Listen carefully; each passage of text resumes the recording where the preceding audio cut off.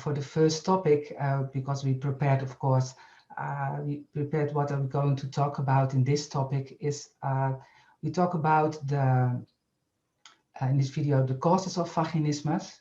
And also what I found really important is why it's not necessary to know exactly the cause.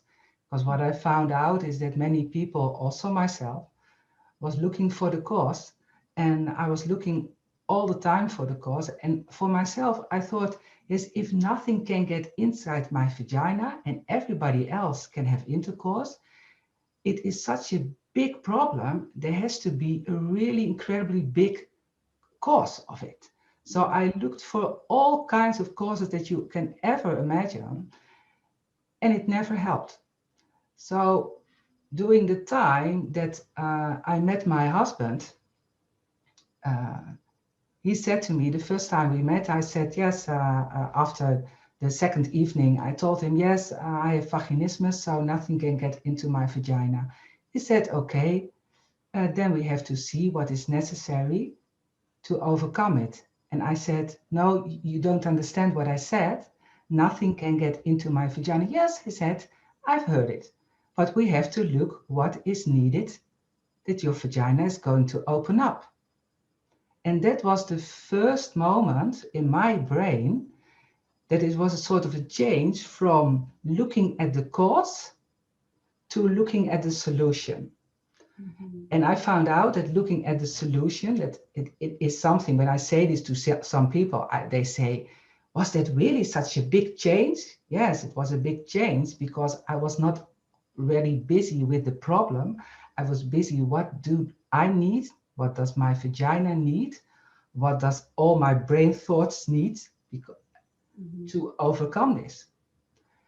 And so what is your idea about that?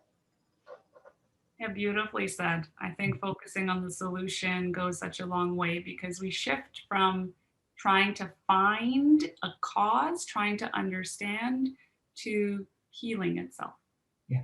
And I like to say that it's not necessary to understand why we are having this experience in our body in order to stop having this experience in our body.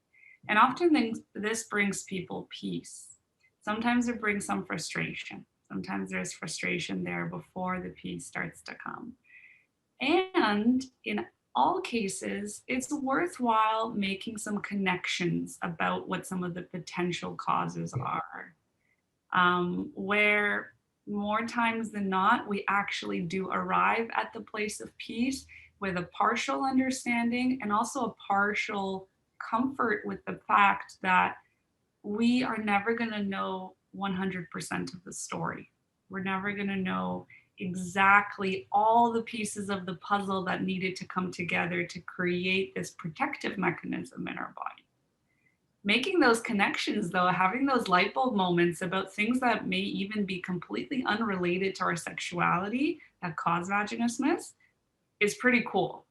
Have you found this, that in your work with people and discussing what could have been, the history of this body response and some of the traumas in their life, that there are quite a few things that are also not related to sexuality at all? Yes, and for me, it's what I found out when I tried to write my book, write my book, is that when I wrote about the causes and what I wanted to let the people know, and I looked at all the women I treated, then I saw a sort of similar way with all the women. And of course, the details are different, but I saw that everybody has to learn somehow how to relax in their whole body, including the pelvic floor. So you have to do something in little steps or big steps. It's depending on what people are used to. You have to do something about that. There's always education about sexuality in general, and also about sexuality, about what is penetration or what is intercourse, what is going to happen. There's always information about how is it with your own body. Do you know your own body? Do you know your vulva? Do you know the parts of your vulva? Do you ever know where the opening of your vagina is, because what I found out for myself when I was trying to put a finger inside my vagina, I was not at the right place. And you think, this is really stupid. But many women say, when I say, where is the vagina? Then they think it's sort of in the middle. If you stand, it's in the middle, but it's much more farther behind to the anus than people think. Mhm. And so you give some education about that they get familiar with their own body. And of course, after that, what they needed to have a finger, to let a finger inside. And what I also find out is that doing the education and doing the practice that I give them and the exercises, then there comes all kinds of obstructive thoughts or ideas. And because they trust me, they say all kinds of things. Yeah, Jacqueline, it's really difficult to ask, but I think, is it like this or is it like that? And then I can explain how it really is. And then they say, really? And for me, it was exactly the same that when I asked a friend, because she helped me the most, when I ask my friend some questions, and then she says, I have no idea, Jacqueline, what you ask. I have to try it out, how I let a finger inside my vagina, because I just do. And then she came back and she explained, and I said, yes, but how? What do you do then and then? And then I found out that it's really important to give people some knowledge how exactly you can do it. And then with the obstructive thoughts and the knowledge, everything together with really small steps that they know how, that they want to do it. And I like it when they are really curious about the step, because then the chance that they do it is and they succeed is better. So this kind of topics, like, for example, this kind of what I say, is with almost everybody needed. And that will when you have little succeed, when you succeed with every step, then you get some little trust. And then you find out, and of course, sometimes it's then you hear about stories in the past, and then you think, maybe that is one of the causes. But we don't know for sure. We don't know for sure. Yeah. Yeah, beautiful. I think that gives people an idea about the potential causes and really some of the first steps, where also the emotional healing journey, as you mentioned, the mindset, but our experience of our body, moving it from a place of trauma and protection into a sense of trust, like you said, it really is a massive part of the healing journey, even before we attempt insertion with a finger. And just like you, I didn't know where my vaginal opening is. And in fact, I thought I didn't have one. Yeah. Because we try to put that tampon in and there's no way it's going in. It's just a brick wall. So many people that I've spoken to have been convinced in their life that they don't have a vaginal opening. I was the exact same. Sometimes we can think about this thought and say, well, that's silly. But in the moment, it's very real. And so I just want anyone listening to know that if they thought this, they do think this right now, there's a lot of very logical reasons that they do, right? It makes sense that we think there's no opening there. And with time, this starts to shift and we create an awareness and a sense of control with our pelvic floor muscles. And then the opening itself starts to trust us too. Yeah. And it starts to open. Yeah. It's beautiful how you say it. It trusts us. And then because it trusts us, and the brain, I always call it sort of, the brain knows that we can protect ourselves, that it doesn't have to protect us for something, because we can protect and take care of ourselves. Then it can, in maybe in small steps, but you can open up to let something inside. And what I found really difficult, also doing the treatment I had, because I had incredibly many treatments, that they always say to me, yes, Jacqueline, it's between your ears. It's a sort of saying in the Netherlands. It's between your ears, so it's in your head. Mm. And I didn't understand what they meant at that time, because I thought, how is it possible that it's in my head but nothing can get into my vagina? You don't understand, nothing can get into my vagina. And I felt really that the people didn't understand what I was saying. And also I felt, yes, if I ask another question, then I'm more stupid than they already think, or I'm more crazy or strange than they already think. And the same thing happened when I asked the people who treat me. They say, yes, you have to put a finger in your vagina. And then I thought, yes, if that was possible, I already had done that.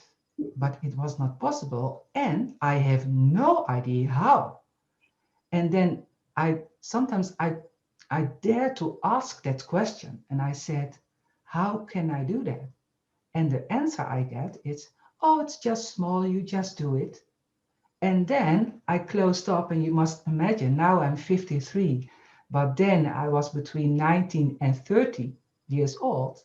I was not like this, because when I was 19, I never used the word penis. I never could, even when I started coaching, the word penis and intercourse, it was not so used to. Yeah, now I'm used to using that word, but then I was not used to using that word.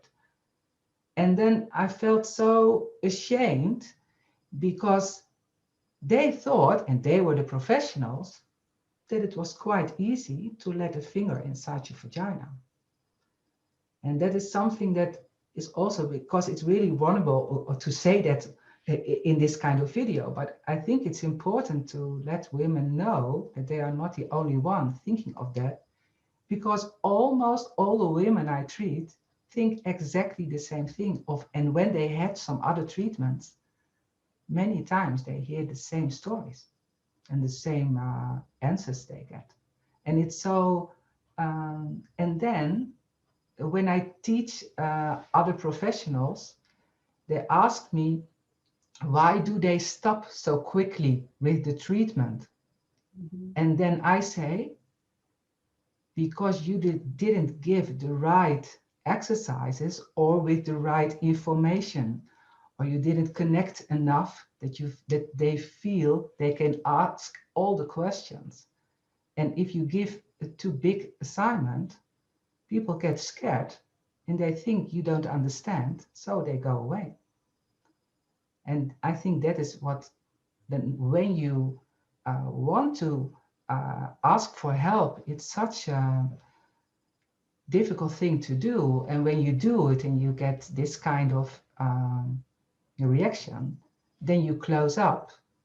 But I don't think that many people understand that they close up. But when you close up like this, your pelvic floor gets more closed up again, again, again, again. And then it takes really a long time and really soft way of treatment to overcome that also. Yeah, Yeah. beautifully said. And the last piece to this as well is that there's a lot of shame. Just that word that you used, so relevant to me as well. There's shame and discomfort around us even touching the vulva, right? Talk about put a finger inside the vagina, but what if you don't want to touch the vulva with your hand? That was a very big thing for me. I felt very uncomfortable. It was a gross thing. It was like icky, right?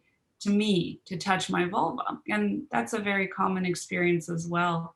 So even before we go into putting a finger on the vaginal opening, we need to get to a place of comfort and celebration with pleasure in our body and touching the vulva, whether it's with a finger or a hand, or whether it's with a dilator or another sex toy or tool. It's really a progression, and slow and steady wins the race in this case, for sure. But it's really good what you say, because Otherwise, maybe women think that you have to start with putting a finger inside your vagina, and that is really not what we do by start. So it's really good what you say, because that is getting familiar with that part. Sometimes even getting familiar with the part of the upper part of the vulva. How do you say it in English also? Where the hair grows, the pubic bone. Pubic bone, yeah. Mm-hmm. Even touching the pubic bone is sometimes really difficult for women. And if you do just touching a little bit above the pubic bone, and then you do a little finger like this, just a little piece on the pubic bone. If you do it half a centimeter, it's enough. And if you do every day or every week a half a centimeter, you go further and further. And I think when you do that kind of exercises, that kind of lovely, gentle exercises, and you feel, oh, 2 or 3 weeks ago, I didn't dare to do that. And now I dare to do it. Maybe it's a small step, but I never thought I dared to do it. That is what we want. That is what we want. Yeah. Awesome. Yeah. Well, great. That was a beautiful discussion on this Yeah. topic. Yeah. And let's move on to the next one. Yeah.